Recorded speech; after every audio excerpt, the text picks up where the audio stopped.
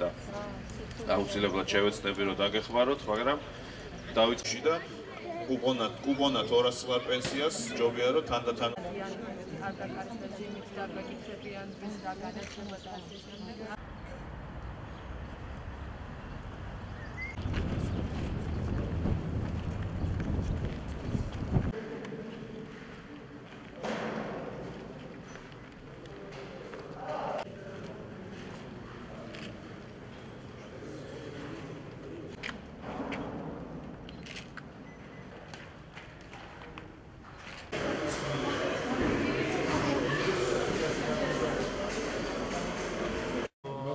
პრივილეგია იმთავის, რომ განუვაჟებული გარდა განვაჟებული კამერებით სამი სათავსოების ცალკე.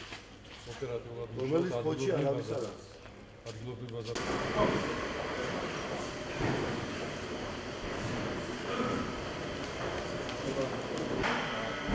საიდან არის? და ახლა ვერთავთ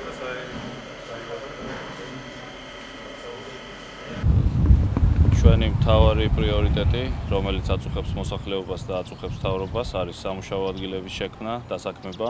ბუნებრივია, ამ შეხვედრაზე ძალიან ბევრი ვისაუბრეთ დასაქმებაზე და წლევანდელ წელს ფოთში დაიწყო ძალიან ბევრი ახალი ინფრასტრუქტურული პროექტი. დაიწყო გაზიფიკაციის, წყალმომარაგების, ცენტრის განახლების პროექტები და ყველა ეს ინფრასტრუქტურული პროექტი, გარდა იმისა, რომ ალამაზებს ქალაქს და ეხმარება ადამიანებს, რომ იცხოვრონ უკეთეს პირობებში, პირველ რიგში მიმართულია სწორედ დასაქმებისკენ.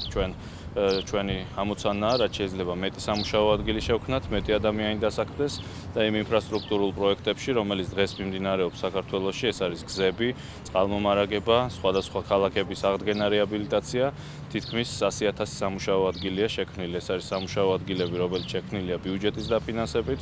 ჩვენ გავაგრძელებთ ამ პროცესს და ჩვენი ამოცანაა, რომ უახლოეს წლებში საქართველოში არ დარჩეს არც ერთი ოჯახი, სადაც ერთი ადამიანი მაინც არ იქნება დასაქმებული. იქნება ეს ფოთში თუ საქართველოს ნებისმიერ სხვა ქალაქში ან რეგიონში. სწორედ ეს არის მთავარი პრობლემა, ეს არის მთავარი გამოწვევა და ეს იყო მთავარი თემა დღევანდელ შეხვედრაზეც.